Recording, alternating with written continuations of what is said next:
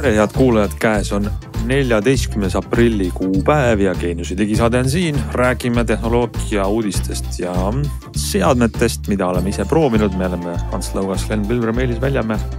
Ja tänases saates tundub, et tuleb puhtalt selline aprillikuiste telefonide erisaade, sest et meil on siin paar jagu telefone, huvitavamaid, võib-olla ka vähem huvitavamaid, aga see-eest hoopis menukamaid müügilettidel.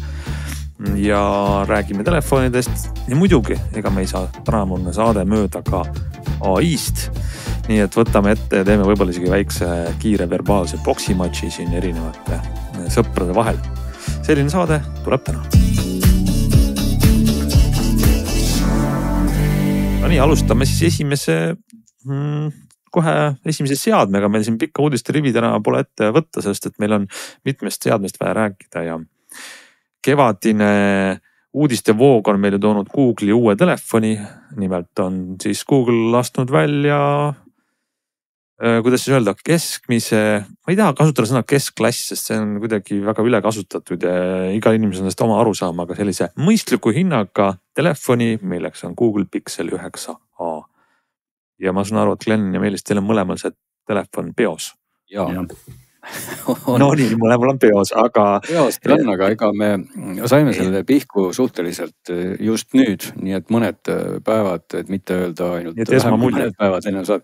Nii et jah, ei ole proovinud seda tõesti niimoodi päriselt kusagilt vaadata, et kaua nüüd täpselt see aku vastu peab ja teeb. Mul hoopis selline küsimus, kui sul telefon käepärast on, kas sinna taha on kirjutatud Made in China või Made in USA või Vietnam või mis seal on seal üldse midagi peal? Siin taga on üks suur G-täht nagu ikka Google'i telefonidel, nii et ega siin mingisugust Made in siit pealt ei leiagi, nii et selles mõttes ei erine küll ta teistest. Muide, mis ma ütlen, välimuse kohta, välimus on jälle natukene erinev, me oleme läinud siis tagasi sinna sellesse kandilise või tasapinnaliste servade koolkonda nagu ka 9 seeria, ainult selle vahega, et on siis kõige suurem tagasiminek selle telefoni puhul võrreldes 8A-ga. Jaa, 8A muide näeb välja, kui sa juba nii ütled, nagu kuidagi eksklusiivsem või ma ei tea. No esiteks on see, et mulle 8A puhul meeldis see kaamera, väljaulatu kaamera riba, mis on maitse asi, eks ole. Ja tõsi on, et võib-olla see selline Pixel 9A selline korpuse sees või lamedana olev kaamera silm on võib-olla tegelikult nagu enamus inimeste jaoks meeldivam või ta on kuidagi sõbralikum, eks ole. Aga ta jällegi ei eristu nii palju.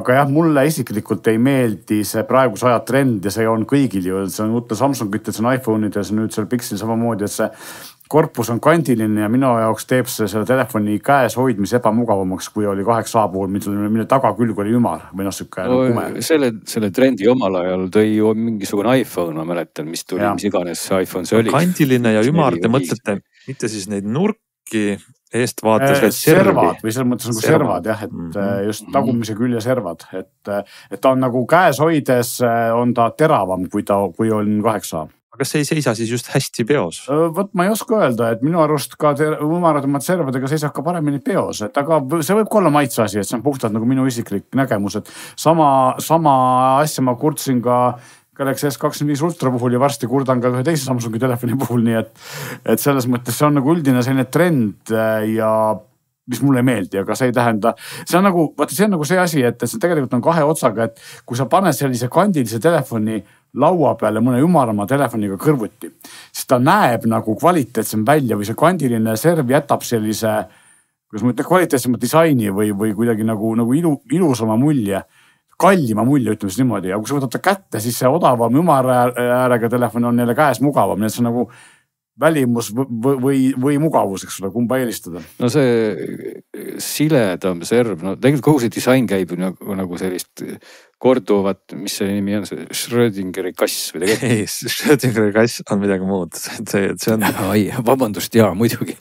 See oli see lint, mis lint see nüüd oligi, kus käisid siis mitte kassid, aga sipelgad peal. See mööb ju see lint. Aga kogu see disain on nagu see lint. Me lihtsalt täna räägime sellisest siledast servast. Ma olen täiesti kindel, et mingi paari aasta pärast on jälle kuskil teravam serv ja ümargusem ja siis tuleb jälle see serv, sest kui sa vaatad neid telefone ajas, siis see disain on juba olnud. Nüüd on see ju tagasi kõigil ja sellel samamoodi, aga mis teeb võib-olla selle käeshoidmise noh, mõnevõrra ebamugavaks on see, et ta on selline, no see oleneb, kui märg on sinu peopesa parajasti, et ta on selline matt. Nagu seebitükk.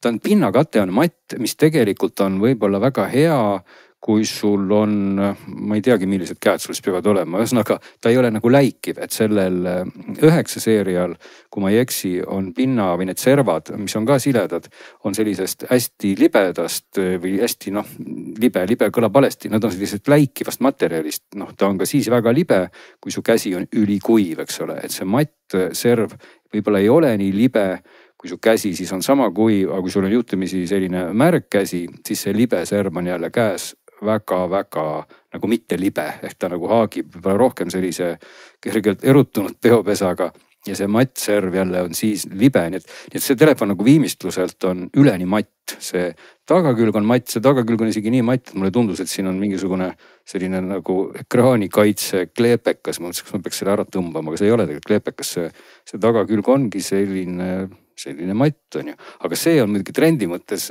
huvitav, et kui eelmisel oli jah, see kaamera triip servast servani ja kõik viimase aja telefonid on olnud ju sellise hästi välja ulatuva kaamera sektsiooniga. Nad on isegi kohati nagu koomiliselt välja ulatuva, siis siin on nüüd minust esimest korda ma näen nagu täiesti sellist retrotrendi, et see kaamera on nagu põhimõtteliselt peaaegu tasapinnaline telefoniga. Ja Google'i kiituseks tuleb öelda seda, et hoolimata sellest, et see kaamera on nüüd tasapinnaline ja telefon on täpselt sama paks kui eelmine aasta, 8,9 millimeetrit, siis nad on suutnud see sisse ära mahutada täpselt sama suurde korpusse praktiliselt siis mõne millimeetri võrra pikem. Kõvasti suurem aku, eks ole. Kusjuures ka selle ekraan peaks olema vist marginaalselt suurem, kui oli 6,3, 6,1 jah. Aga ma saan aru, et liiga vara on aku testideks, aga mis see tähendab suurem aku? Mis siis ütleme tootja lubab? 5100 on milliamper tunde siin, kui me siia kõrvale paneme muide Pixel 9, mis on ju kolmandiku võrra kallim telefon, siis sellel on väiksem aku, on 4700 ja eelmisel 8A oli 4500 või isegi marginaalselt väiksem, nii et aku on läinud kõvasti suuremaks, kui oli siis 8A-l ja on ka suurem siis, kui on 9-l. Aga kuna protsessor ja kiivistik olemuselt on see sama Google Tensori G4, mis on siis 9 seerial kõigil, siis võiks ikkagi arvata, et see aku peab vastu marginaalselt isegi paremini kui 9. See tundub täiesti loogiline. Ja muide ekraan on siis, ekraan on suurem, ekraan ongi täpselt, Meelis võisid parandada mind, kui ma eksin, minust on see identne 9-ga. Et ekraani kõik näitajad. Minust ka eredus oli mõlemal nüüd parem, eks ole, kui eelmisel. 2700 on see eredus, et täpselt sama ekraan 6,3 tolline, mis ta oli siis 2400 millegagi korda 1080 pikslit, värskendussagedus ka 60-120, põhimõtteliselt parameetrid täpselt sama ekraan ja 2700 nitti, siis see automaatne tippheledus on ju väga-väga hea, et eelmisel siis 8A-l oli ekraani parameetrid selles mõttes kehvemad, ekraan oli ka väiksem. Ekraani ümber on endiselt üsna suur raam, mis on selline, jätab mulje kui odavast telefonist, eks ole. Jah, et 9-l kuidagi nagu ei ole sellist tunnet, see telefon muide ongi nagu ka imevähe suurem kui 9, et kui sa paned siia kõrvale 9, siis seal on mingisugune mõõtude vahe, eks ole, aga ekraani suurustes vahet ei ole, nii et sealt see erinevus tuleb, aga ta on seest kerge, et minust kaalut oli isegi vist paar grammi kergem kui 8A ja veel rohkem kui paar grammi, et mitte öelda mingi 10 grammi lausa kergem kui 9. Nii et ta käes nagu, ta tundub siuke väike ja pretensioonitult tagasihoidlikult kena telefon, aga see kaamera moodul, mis siin taga on, ma pean muidugi tunnistama, et ma olen vist harjunud ka igasuguste selliste servaliste ja välja ulatuvate disainitud elementidega. See jätab mulle natuke kuidagi sellise mulje, et kui nüüd keegi paneb mulle sellise lauale sellise suure kaamera mooduliga telefoni ja mina võtan selle 9A, siis mulle tundub natuke, et mul on nagu häbi, et kuidas mul siis niisugune pisike kaamera moodul on. et ta kuidagi ei mõju nagu tõsiselt võetavana. Minu kaamera moodul on suurem kui sinu kaamera moodul. Joo, et niisugune võrdlus nagu käib. Ja muidugi seal kaamera moodulis siis on endiselt nagu ikka A-seerial on kombeks, et seda telekaamerat seal ei ole. Et kui 9 seeriatel või siis Pixli tippmudelitel on 3 kaamerat, siis siin taga on 2 kaamerat ja kas oli 9 ka 3 või 2, kui äkki ma olen segamini Meelis, kuidas on? 2, Prool oli 3. Just, nii et tegelikult polegi üldse hullu, siin on siis samamoodi. Kaamerad on ka muutunud omaduste või selles mõttes nagu andmete poolest, et sellel on nüüd väiksemate megapikslitega, aga tõenäoliselt parem kaamera, et enne 64 megapikslit, nüüd on 48 ja mis peaks olema natuke uuem sensor, aga me tegelikult ei tea või mina ei ole veel saanud võrrelda, et kui palju, kas on parem või ei ole parem, eks ole, et. Mina tegin mõned võrdluspildid just nimelt 9 Pro XL-iga lausa, 9 Pro XL-il ja tavalisel Prool on põhimõtteliselt sama põhikaamera ja ütleme, see koloriit ja kõik on tegelikult täiesti identne. Seda tuleb küll Google'i täitsa kiituseks öelda, et põhikaamerate pildid küll nägid välja põhimõtteliselt täpselt samasugused. Telekaameratel ei ole, seal ei ole isegi midagi väga võrrelda, tal on küll see tarkvaraline zoom, aga muide lainurk kaamera on identne eelmise aasta 8A-ga. Just, ja sellel 9 on siis 48, nii et lainurk kaamerates on üsna suur erinevus tegelikult. Ja et siin on, mis on muutunud, eks ole, siis lisaks sellele, et on megapikslit vähem, uus on ühtepidi valgem, eks F1,7, eelmine aasta oli F1,9, aga teistpidi on sensor väiksem, ehk siis 1/173 oli eelmine aasta, 1/2.0 on sel aastal, et nagu ühtepidi on sensor pimedam, aga teistpidi on objektiiv jälle valgem, eks ole. Sa räägid põhikaamerast siis, see on põhikaamera. Põhikaamerast, sest et ülilainurk on täpselt identne, et see ei ole muutunud. Aga mis siin veel, laadimiskiirus on läinud muide marginaalselt suuremaks. Natuke paremaks. 18 vatti oli 8A-l. Ja 23 on nüüd, 9 seerial 27, väike erinevus ja veekindlus on läinud ka paremaks, kui oli, eelmisel oli 67, nüüd on siis 68, mis on selline uputamiskindlus on juures.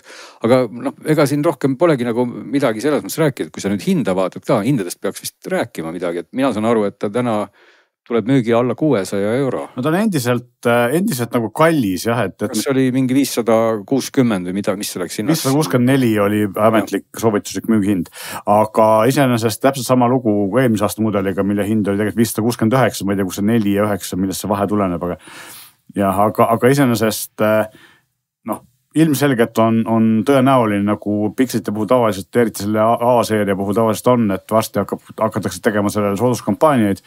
Et mulle tundub, et see alguse hind ongi nagu natukene selline kunstlikult üles tõstetud, et mina soovitaks seda telefoni osta siis, kui selle hind jääb alla 500 €. Ehk siis kui ta on nagu 499 või madalam, siis ta on täitsa hea telefon. Ja sa räägid, mis mahust? Sa mõtled mälu? Jah. See kõige lihtsam odavam versioon, 128 on sisemälu ja 8 RAM mõlemad.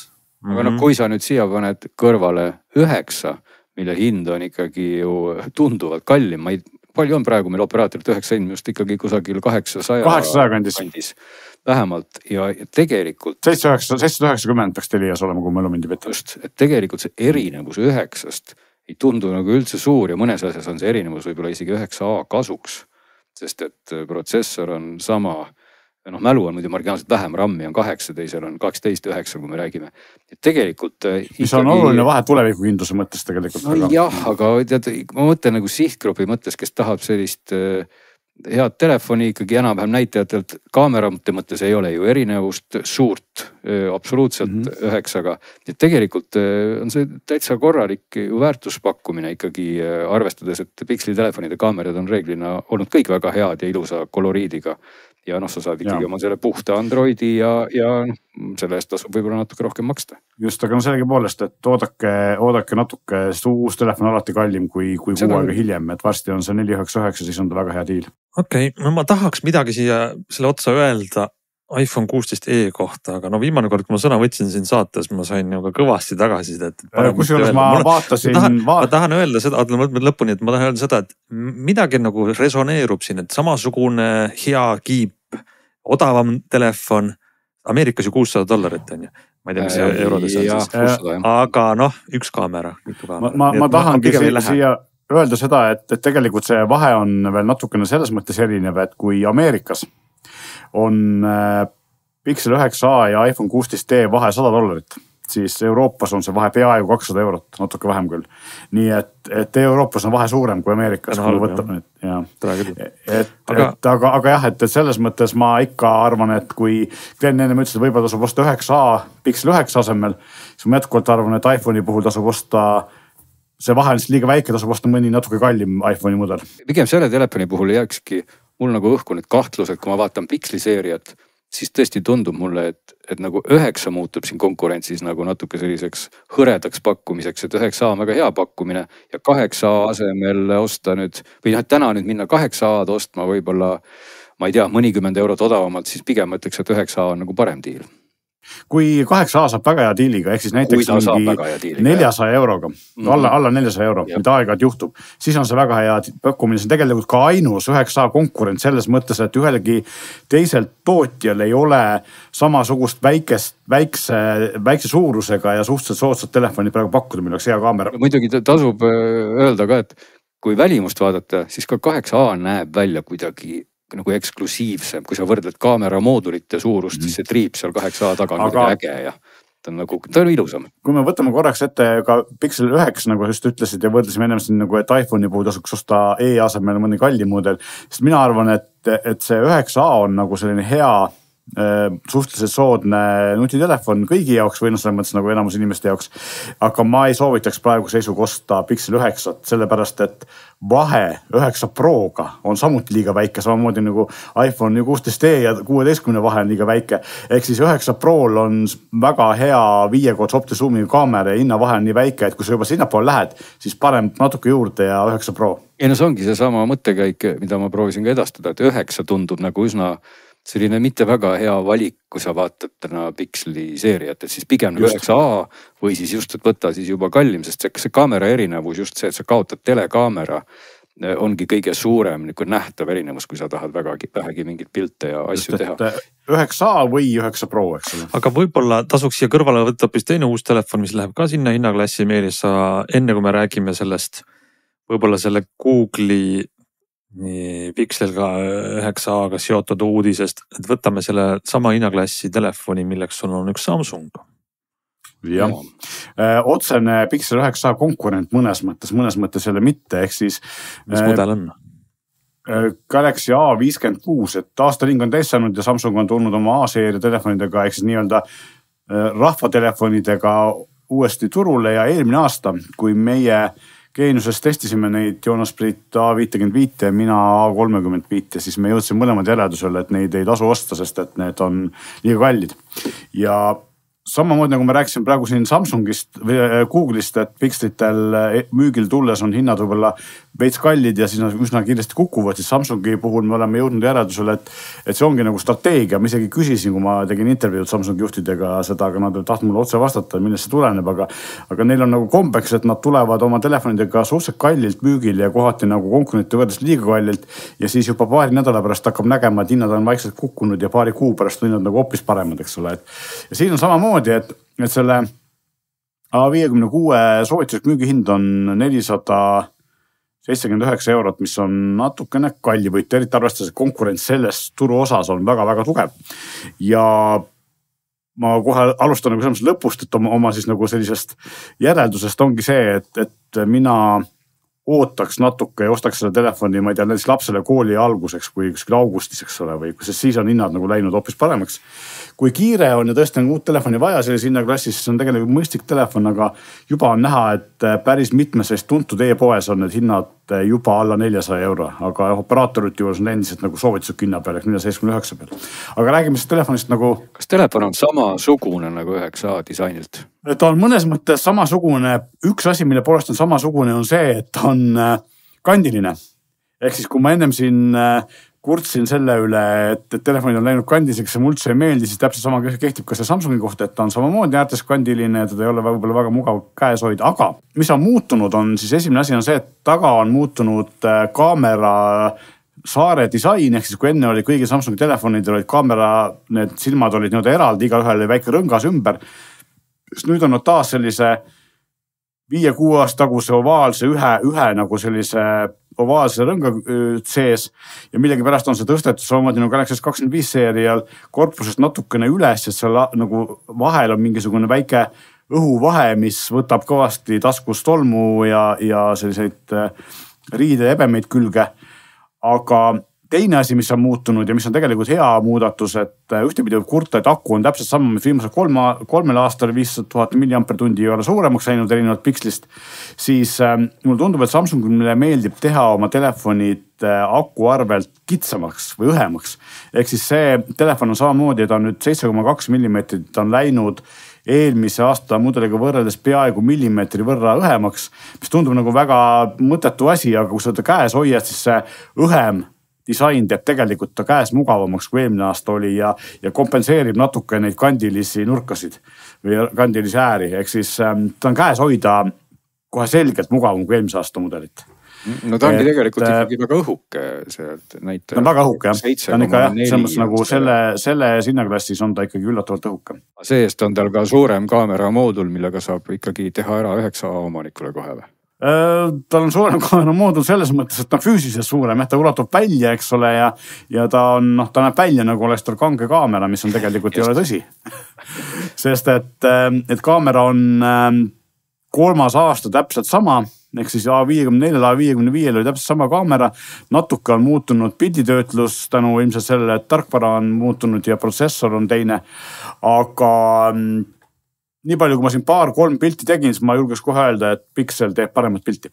No tal on kaameratest, kui sa räägid, siis tavaline on 50 megapiksline, siis on ülilainurk, eks 12, ja kui me eksi, on seal ka mingi ebaselgel põhjusel veel makrokaamera. 5 megapiksline makrosensor, mille võib kohe ära unustada, et see lihtsalt ei tee pilti. Miks see seal on? Mul on nagu tunne ja minu konspiratiivteooria oli lihtsalt see, et see pannakse sinna selle pärast, et seda on niivõrd odav panna ja siis saab turunduses öelda, et aga meil on 3 kaamerat.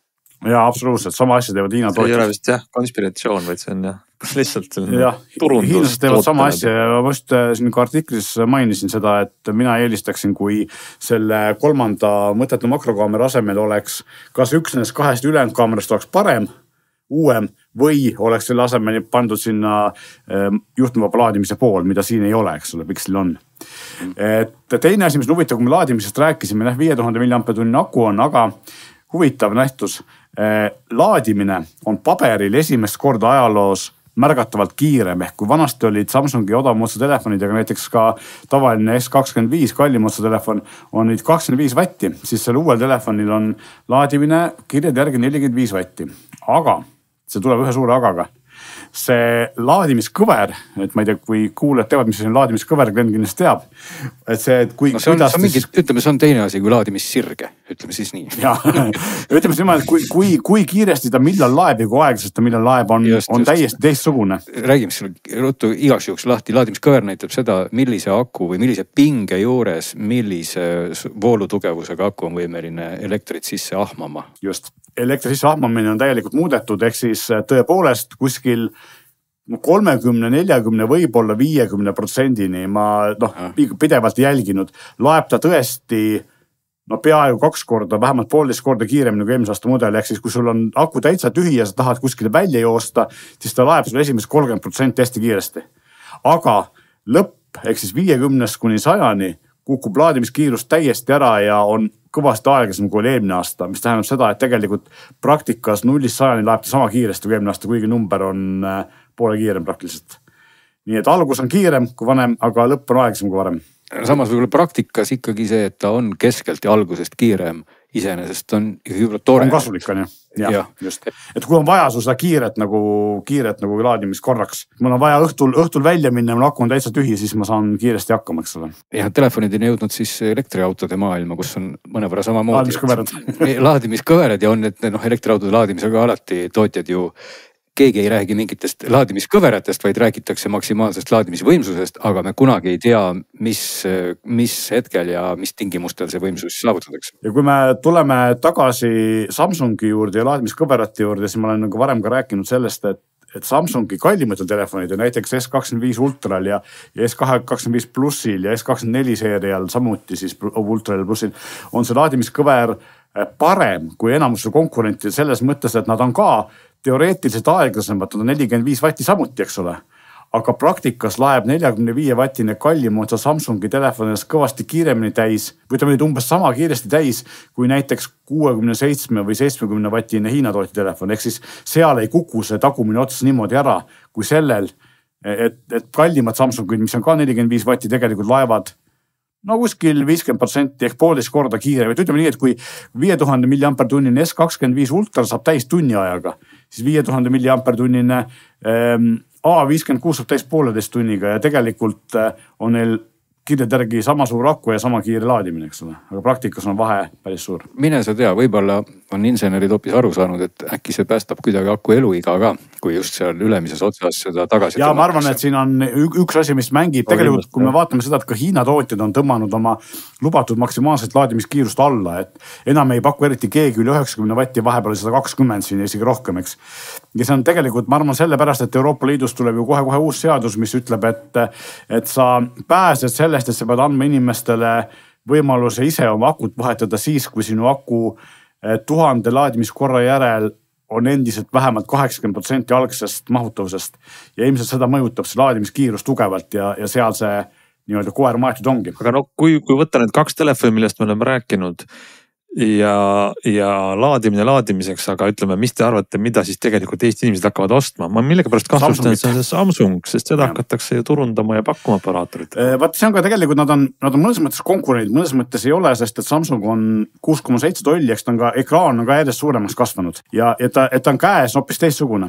Kas sa eelistad Samsung väiksemat ekraani või suuremat ekraani ja minu arust hästi oluline minu jaoks võib-olla mitte palju inimeste jaoks on see, et millist tarkvara sa eelistad, eks ole. Mõlemal nad on märgatavalt paremad kui enamuse Hiina tootjate tarkvarad.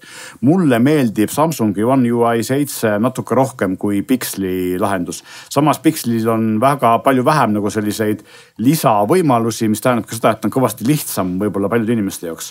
Aga mulle need Samsungi lisavõimalused meeldivad. Muide, ekraan on ka marginaalselt eledam ikkagi, et sellel Pixli Galaxy ekraan peaks olema 1900 versus siis 2007, et ekraani kvaliteedi mõttes on nagu võitja siin Pixel. See tuleb esile siis, kui sa lähed meie suvepäikese all õue, eks ole. Aga toas sa ei saa sellest vahest aru. Ei, loomulikult jah, see on tippeledus. Ütleme, et kui vaadata ka neid muid parameetreid veel, et veekindlus ka Pixlil on 68, Samsungil siis 67, kaamerate osas ka plusspunkt läheb nagu Pixlile. Ja mis on muidugi Pixli eelis on see, et Pixlil on veidi parem protsessor, et ta küll ei ole nagu väga hea protsessor, see Tensor G4 on, aga ta on ikkagi sama, mis on siis tippklassi Pixelitel, eks ole. Samsungi protsessori puhul muidugi tuleb öelda seda, et tal on endiselt siis Samsungi enda Exynos protsessor, aga selle aasta mudel on uute ARMi tuumadega ja kõigis asjades, nii mängudes kui päris kasutuses kui ka sünteetilistes testides on ta kuskil 3 võrra võimsam kui eelmise aasta oma oli. Nii et nad on teinud nagu päris korraliku sammu edasi. Ja mida siis ei ole, millest oli alguses kiirelt juttu, et ka juhtmevaba laadimist Samsungil ei ole, Pixlil on. Ja üks asi, mis on muidugi see, et Samsung on nüüd näidanud üles jutumärkides julgust nagu Apple. Kui neil on carriage, eks ole, siis Samsungil on ka nüüd carriage ja nad on võtnud ära sellest telefonist esimest korda ajaloos mälukaardi pesa, mis väga paljudele odavama otsa telefoni ostjatele oli väga oluline. Ja seda enam ei ole ja sellest on interneti aval Redditis näiteks on inimesed väga kurjad. Et see on nüüd läinud. Tavaversioonil on samamoodi 128 gigabaiti siis mälu nagu ka Pixlil ja on ka 256 versioon olemas. Ja natuke on AI-d ka, et küll ei ole nagu neid AI tõlkeid ja muid selliseid asja nagu briife, mis on kallimatel Samsungitel ja mida mina ei kasuta eriti just sellepärast, et eesti keelt neid ju ei toeta. Aga on olemas näiteks, loomulikult on Gemini on eelinstallitud, samuti on siis, üks asi muideks Geminist rääkides, kui S25 seerial saab valida, mida sa teed toitenuppu pikalt all hoides, et kas sa käivitad Gemini või Bixby või midagi muud, siis sellel telefonil Geminit sa pikalt all hoides käivitada ei saa, vaid saad valida ainult Bixby, mis on kummaline valik, või ei oska öelda miks, kuigi Gemini on eelinstallitud siia. Ja on olemas ka siis need nii-öelda foto ja video AI funktsioonid, näiteks parema naeratuse leidmine pildi pealt ja Magic Eraser ehk siis taustal olevate asjade ärakustutamise võimalus, need on nagu kõik olemas. Kuulge, aga räägime järgmisest teemast, mis tegelikult on mõlema telefoniga seotud. Lihtsalt meil saate aeg pressib peale, kuna see järgmine teema ka põnev. Asi, teenus, hüve, mida sa saad selle uue Google Pixel 9a-ga siis nii-öelda tasuta ja mida, kui ma õigesti aru saan, peaksid saama kasutada ilusti Samsungiga, aga seda seal tasuta ei saa. Ja see on siis... Sõltub Samsungist. Jah, aga ütleme, räägime sellest need kahte telefoni võrreldes. Ja selleks on siis Gemini ehk Google'i tehisintellekti abilise uus režiim, mis su kaamera või ekraani pilti reaalajas jälgib ja sulle kohe annab vestlusainet selle kohta, Gemini Live. Teate seda seal selle Google'i peal proovinud, jah? Jaa, no minuga, kuna Google mind väga ei armasta, siis mina sain selle režiimi umbes minut ennem saadet. Aga tegelikult on see teistel kõigil inimestel olnud juba olemas, et noh, see on samasugune režiim nagu tegelikult ChatGPT-l on olnud juba ammu. Ehk sa saad siis jagada ekraanipilti, saad jagada oma kaamerat. Ma tahtsin just tulla, Glenn, ühte pealkirja Eesti uudisteportaalist, et Google tegi esimesena ära, tehisintellekt räägib nüüd eestlasega eesti keeles. Ei. Ma ei küll ei aru. Ja see ei olnud ju nii. Ei, see ei olnud nii. Ja tegelikult isegi, me võime muidugi siin võib-olla teha mingid live teste ka, et no lihtsalt see ChatGPT Advanced Voice Mode on tõesti ülihea ja näeb sinu kaamerapilti ammu. Aga Google'i puhul, kuidas ma siis ütlen, ta nagu kohati mõjub natuke skisofreeniliselt, et Gemini, see ei ole üldse seotud nüüd nende uuendustega, et kogu see Gemini hääle teema ja eesti keel. Ma täpselt ei saa aru, mis seal toimub, et võib-olla seda üldse inimeste asemel teeb tehisintellekt, sest ma mäletan, kui see Gemini tuli. See oli eelmise aasta sügis või nende 9-tega ju need igasugused toredad funktsioonid saabusid. Siis oli võimeline Gemini rääkima ka erinevate ilusate häältega, mida sai valida, ka eesti keelt ja kõiki keeli.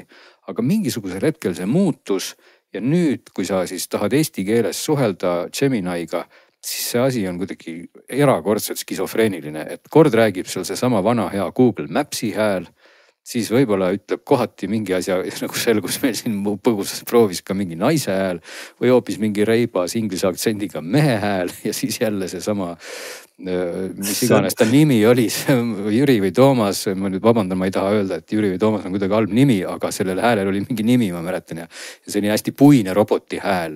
Et see on nagu selle Gemini puhul nagu minust hästi suur kontrast võrreldes ChatGPT-ga. See on tõesti ajab nagu naerma, sest see on nii absurdne, kui sa küsid talt midagi, ma ei tea, kas Meelis sul on see käepärast, kas ta sul vastab midagi või mitte, aga ta tõesti nagu paneb puusalt 3 eri nagu iseloomu tuleb välja, tõeline skisofreenik. Kohe proovin üks moment. Mina võin küsida siin omal, mul on mingi helipult, et ma küsin selle kohta, et kas ta ütleb, mis see on, et proovin. Palun, kas sa oskad öelda, mis siin pildis parajasti on? See on Presonus IO Station 24C Helipult. Kas sul on selle kohta mõni küsimus? No juba tuli. Kes kellega me räägime?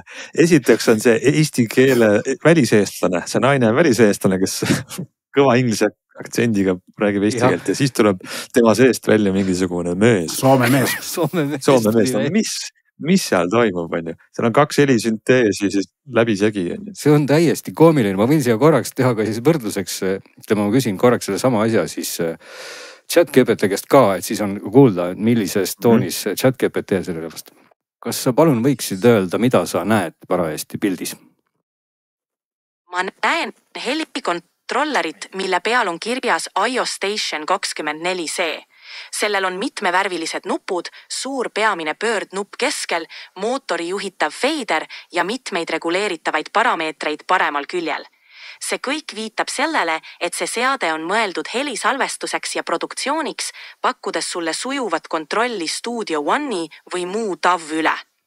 No selline oli siis reaktsioon ChatGPT. Alguses küll katkes siin mingi tehniliste probleemide pärast, aga... Aga pani suu lukku ütlema. Kas ChatGPT räägib sinuga tasuta või see on tasulise paketi omadus? Nüüd jään vastuse võlgu, kuna mul on tasuline pakett, aga minu arvates see Advanced Voice Mode on ka natuke mingi ajapiirangutega ikkagi tasuta versioonis ka. Okei. Tõesti sain selle Gemini Live'i alles siin loetud minutid enne, ma ei ole neid väga võrrelnud, aga tõesti Gemini Live tundub küll iseenesest, kui me jätame selle skisofreenilise olemuse kõrvale ka väga arukas mõnes mõttes ja väga täpne, aga lihtsalt ChatGPT on väga selline ladus. Ja just, et ta on ülitark selle koha pealt erinevate seadmete ja asjade tuvastamisel, mis lill see on või mis telefon see on, eks ole, seda ta oskab väga hästi. Ja teiseks on siis see, et ta on, mis on Google eelis, eks ole, et kehvast eesti keelest hoolimata on ta ju siis enamusel telefonidel nagu juba tehasest installitud ja ühe nupuga kätte saadav. Aga mitte tasuta, eks ole, ikkagi ka. Nüüd ongi see, et tasuta on ta valitutele, eks. Ehk siis see Live'i Astra versioon või siis see kaamera põhjal asjade tuvastamine ja selle põhjal rääkimine on tasuta siis, kui sul on Google'i Pixel 9 seeria telefon või kaasa arvatus 9A või Samsungi Galaxy S25 seeria telefon ehk siis S25 pluss või ultra. Ja kui sul on vanem Samsung või vanem Google'i telefon või Xiaomi või mõne muu tootja telefon, siis sa saad selle ainult siis, kui sa maksad seda 20 või 21 eurot on kuus, siis vist see kõige kallim pakett, mida nad pakuvad, see AI teenuse pakett, kus on ka 2 terabaiti pilveruumi kaasas, eks ole, et kui sa selle võtad, siis sa saad kõigi telefonidega Androidiga seda kasutada, aga kui sa tahad tasuta, siis pead ostma kas kõige uuema Google'i või kõige uuema kallima Samsungi telefoni. No jah, kui sa praegu neid, kui niimoodi on võrrelda seda, kui meil võrrelda tasulisi pakette, Gemini tasuline, OpenAI tasuline, ChatGPT tasuline tähendab, nad on umbes samas hinnaklassis, aga ChatGPT peal sa saad täna nagu meeletult palju selle tasulise paketi sees ikka lisaväärtust, sa võid seda oma abilist nii-öelda iseloomu kujundada, sa saad teha neid oma ChatGPT-si, sa saad materjali üles laadida, nende baasil neid teha, et siis on seal need ajastatud ülesanded, mustmiljon keelemudelit, et tegelikult mulle nagu tundub, et väärtusena, kui sa juba maksad, et täna nagu ChatGPT annab sulle tõesti nagu palju, et Gemini puhul pigem on see väärtus täna võib-olla selles, et kui ma nüüd ei maksa, siis ma saan selle ka nende valitud telefonide puhul, et ma nagu täna, mulle tunduks, et mina ei tahaks valida, kui ma peaks valima, kellele nüüd oma 20 eurot kuus anda, siis ma ikka kalduks andma selle täna OpenAI-le veel. Ma arvan, et siin see väga lühike ja üldsegi mitte kuidagi ettevalmistatud test näitab ju tegelikult ka ära, et me oleme väikse keele rääkijad ja siin on nagu üks teisest ikkagi peajagu üle. Selle keele ja osavuse mõttes, nii et siin tuleb vist, aga kui inglise keeles rääkida, ma saan aru, et siis see live on super vist või? Siis on ta super ja noh, muidugi siin tuleb ka öeldagi ChatGPT kasuks ka seda, et noh, nende hääle valikus ikkagi saadki valida hääli täpselt nagu inglise keele hääli ja need samad hääled räägivad ka sinuga siis eesti keeles, aga Gemini puhul kohe, nii kui sa sinna eesti keele merre oma varba pistad, juhtub see, mis juhtus, et hakkab mingisugune, ühesõnaga jah, hakkab see sama asi pihta. Et kui sa oled jah inglane või sakslane või ilmselt, ma ei tea, jaapanlane, kes iganes suure keele rääkija, siis tõenäoliselt on see pilt konkurentsi mõttes kindlasti ühtlasem, aga endiselt kõik need muud nii-öelda, mis me ütlesime, featuurid või lisaomadused, mulle lihtsalt nagu tundub praegu, et OpenAI-l on siin nagu pikem kõrs võetud ja muidugi üks asi, me lubasime sellest küll eelmises saates rääkida, aga võib-olla see haagib korraks mainida ka, et OpenAI ju täiustas ka oma pildigeneraatorit, mis tõi talle siin viimasel või üle viimasel nädalal ju minust rekord oligi see, kui seda numbrit uskuda, et 1 tunniga 1 miljon uut kasutajat, mis ongi seniste teenuste puhul nagu täiesti ületamatu, et kui OpenAI tuli välja ChatGPT-ga, siis kulusid selleks mingit päevi. Ja nüüd saadi see tunniga ja saadi siis sellel põhjusel just nimelt, et kõik hakkasid siis tegema pilte kuulsate koomiksite stiilis, sest et see pildigeneraator võimaldab ka üles laadida siis kasutajate enda pilte ja sa saad kohe öelda, et tee minust South Park või siis kõige kuulsamaks sai muidugi see Studio Ghibli need anima stiilis fotod, mis üle ujutasid kõik. Studio Ghibli järsku, ma ei tea, mis sellega juhtus, et kas see muutus võimalikuks sellepärast, et seal aegus mingisugune autoriõigus või mis, aga nii kui see ChatGPT selle omale lisas, siis ma vaatasin, et ka teised konkureerivad nii-öelda pildigeneraatorid, mis AI põhised on selle nüüd endale lisanud, nii et järelikult see kuidagi läks nagu väga viraalseks. Ghibli läks nagu jah, kuidagi selle nimena viraalseks, aga kõik muud stiilid ka toimisid väga hästi, olgu see mingi Muppet Show või South Park või mis iganes kuulsad muud koomiksid ja muidugi selle puhul teine selline märkimisväärne nüanss oligi see, et kõik inimesed ju hakkasid oma pilte sinna meeletutes kogustes üles laadima, kus tekib kohe küsimus, et võib-olla seal OpenAI ainult õõrub käsi kokku, kui palju nad saavad igasuguseid fotosid otse kätte, mille pealt siis veelgi võib-olla oma mudelit tõhustada või mida iganes, eks ole, et tegelikult ühest küljest me räägime kogu aeg sellisest, et me ei taha, et meid jälgitakse ja meie asju ei vaadata ja siis, kui tuleb mingi selline uus omadus, siis kõik laevad oma pildid sinna mühinal ülesse ja väga palju üldse ei muretse, et mis nendest piltidest siis hiljem saab.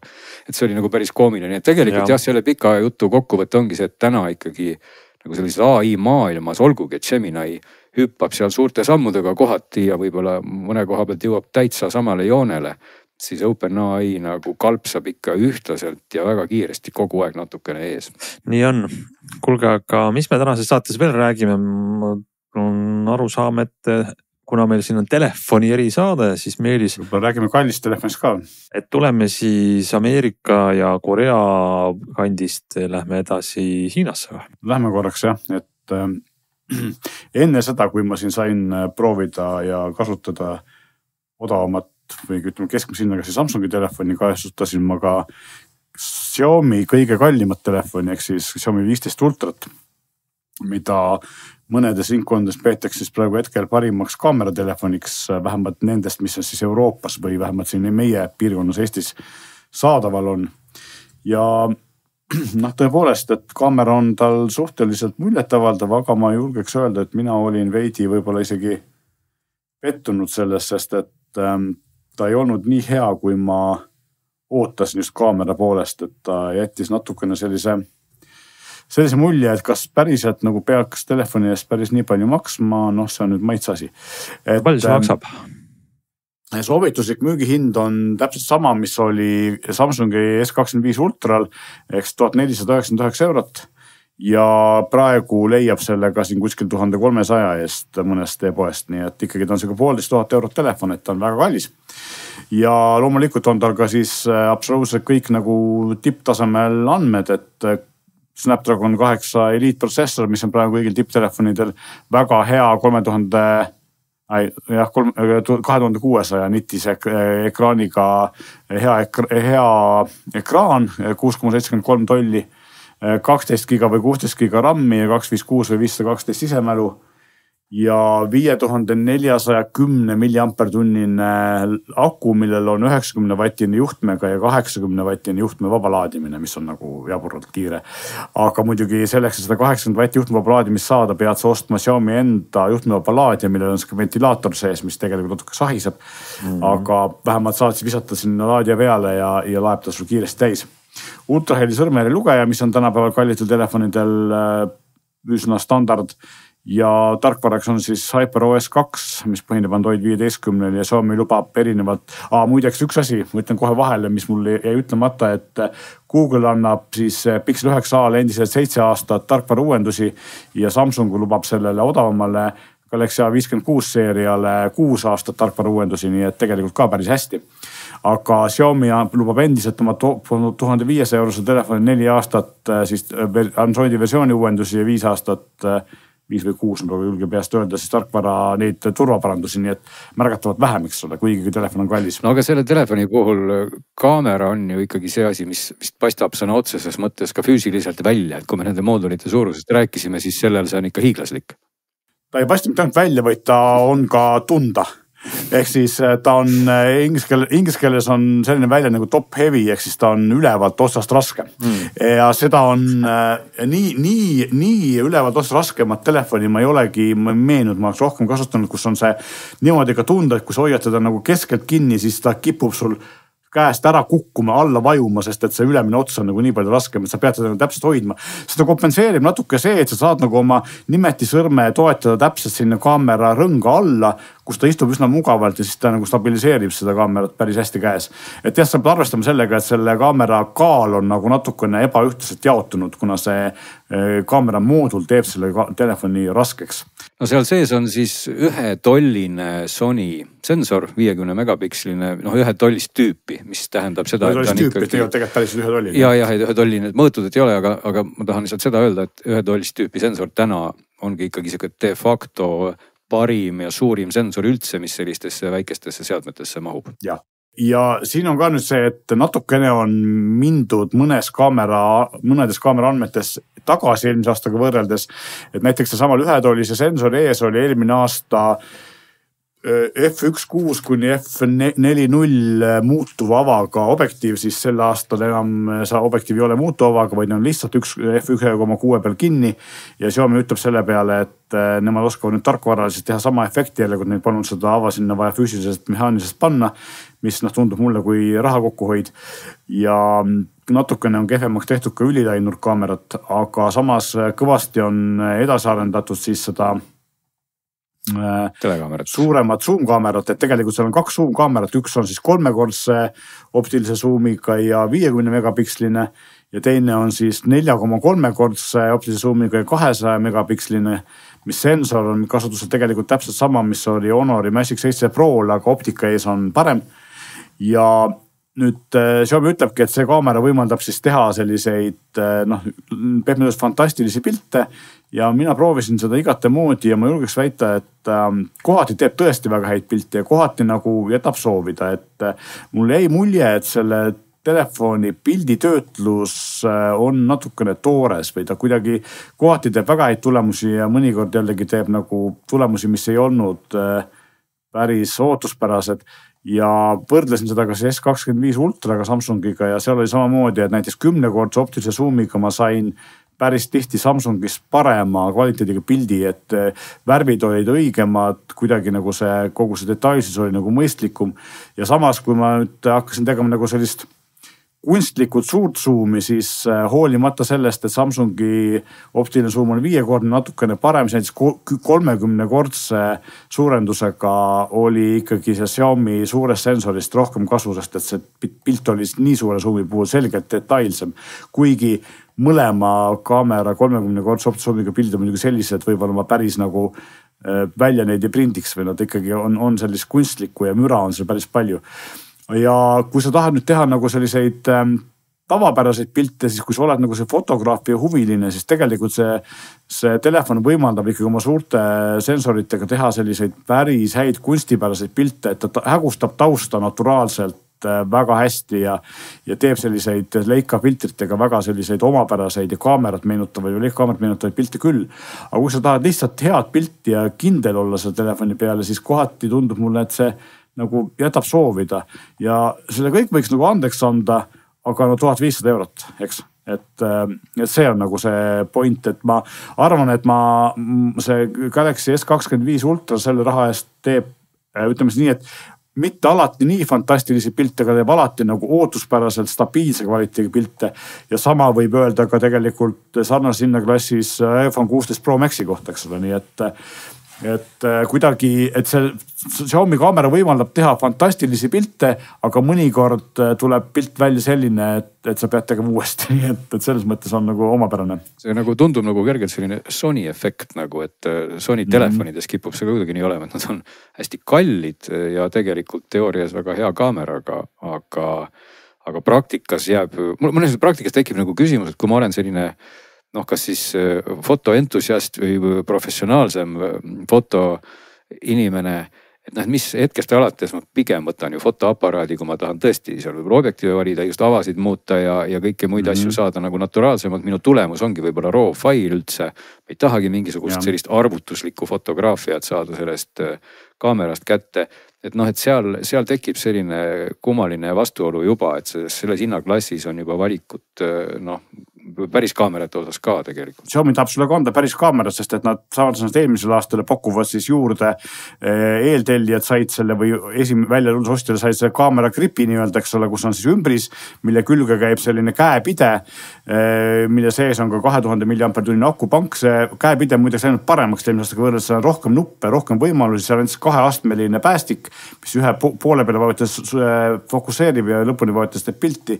Et sa saad nagu päris nagu sellise seebikarbi kaamera tunde sealt kätte, aga muidugi see lisavarustus on veel, eks kui sa eraldi ostast on pea 200 eurot juurde selle 1500 eurosele telefonile ja lisaks siis saab selle ümbrisega ka kaasa võimaluse keerata sinna ette siis päris kaameratele mõeldud filteri, näiteks ND filtrit, mis siis valgust piirab, eks ole, või selliseid asju, et need võimalusi seal on, aga kui nagu palju ta päriselt siis selle kaameraks teeb, eks ole, see on nüüd maitse asi.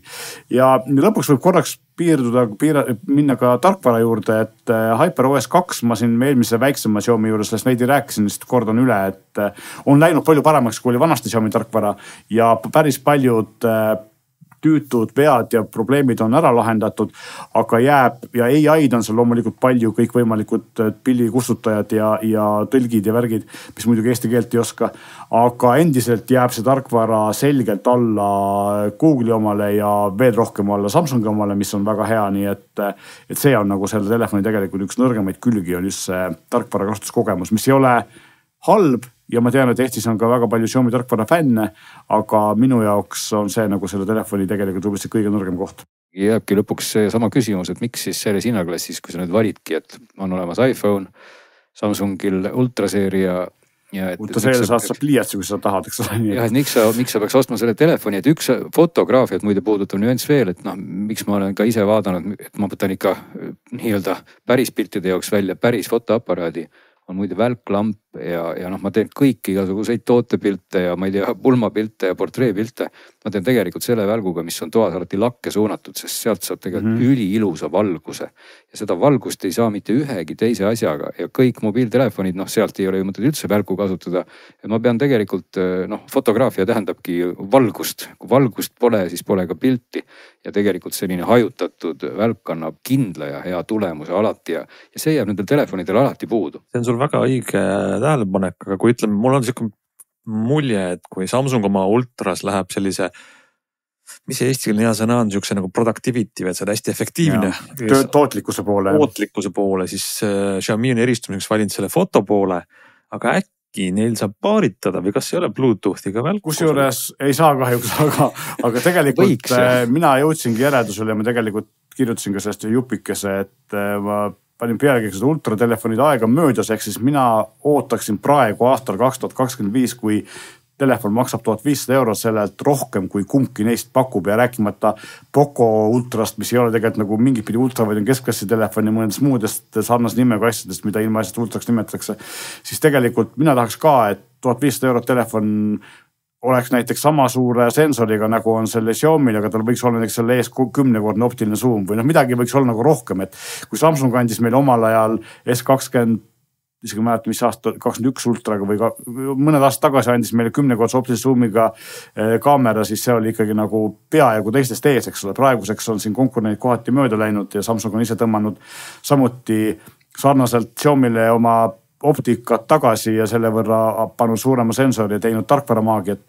Et ühesõnaga ma tahaks saada midagi rohkemat. Ma kuulasin Hansu ideed lihtsalt ja mulle hakkas see väga meeldima, et minu arust on meil maailmast puudu Bluetoothiga välk. Sest kui selline toode oleks olemas, mille ma saaks kas panna telefoni külge või ma ei tea, omale nokamütsi külge. Kuna teemale ja see oleks üli. Oled sa kindel, et sellist asja ei ole olemas? Ma arvan, et seal on probleem selles, et Bluetooth ei ole piisavalt kiire. Tegelikult sünkroniseerivad ju eelvälguga seda ja on seal muid lahendusi ka. Aga võib-olla, et seda nagu mõtet üldistada, aga Meelis, mis sa tähele panid, et ma arvan, et tootjad, ma võiks nagu kihla vedada, et ükski neist ei teeni selle ultra tooteseeriaga kasumit. Panevad sinna tootearendusse rohkem raha, kui nad müüvad neid. Aga ma arvan, et see on turundusmõte. Et saada inspireerid inimesi, et mida me suudaksime teha, kui sa ostad ka soodsama telefoni. Aga kui nad ka sellest läbi kukuvad, siis on nagu raha raisus. See võib nii olla, aga statistika ütleb, et näiteks Samsung S24 Ultra oli üle maailma üllatavalt populaarsem kui mina oleks arvanud ja väidetavalt on ka Xiaomi ultraseeria, vähemalt siis eelmise aasta mudel ja ilmselt ka selle aasta mudel just Aasias või seal nende põhiturgudel ülipopulaarne, nii et järelikult seda kallist telefonil tasub toota, seda ostetakse rohkem, kui me oskame arvata. Võib-olla küll, jah. Teistpidi mobiiltelefonid ikkagi tõid selle nii-öelda sellise arvutusliku fotograafia võidukäigu ja see ongi see, mis täna neid eristab ka heas mõttes võib-olla sellisest vanast seebikarb kaamerast. Me vaatame siin ennem 3 korda odavamaid telefone, mis teevad ju ka nagu uskumatult ilusaid pilte, sest kogu see töötlus toimub seal telefoni sees. Polegi nii oluline, kui suur see sensor seal on või mis seal ees on. See maagia seal taga on AI, tehakse mitu kaadrit, pannakse neid kokku, ma ei tea, interpoleeritakse mis iganes keerulisi asju nende pikslitega ja tulemuseks ongi kohati selline pilt, mida vanasti fotograaf möllas seal, ma ei tea, Lightroomis ja Photoshopis mingi tund aega ja sai sama pildi. Ja kui sa teed nüüd täna selliseks Xiaomi-suguse või tippklassi pildi, kus sa ka nagu proovid nagu selliste traditsiooniliste parameetritega lüüa, siis see tegelikult nagu väga ei toimi. Kedagi ei huvita, kui suur see sensor seal on või mis iganes, et mis sealt välja tuleb, see on oluline. Tegelikult ongi nii, et kui sa võtad selle kalli Xiaomi telefoni ja 3 korda odavama pikseli, siis hea valgusega päeval sa saad tegelikult väga sarnase pildi. Võib-olla selle vahega, et Xiaomil on siis taust on udusem loomulikult ja piksel on ta pikemalt terav.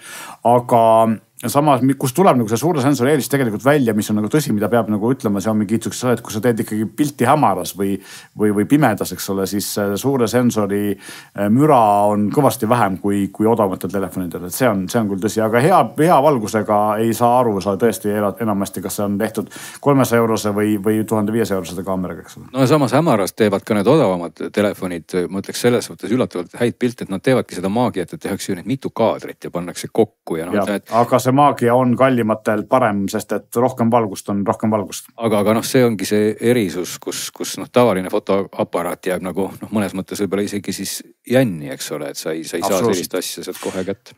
Kuulge, meie aeg on läbi tiksunud, meil on saanud sind andnud inimestele palju mõtteainet, kes hakkavad kevadel uut telefoni valima ja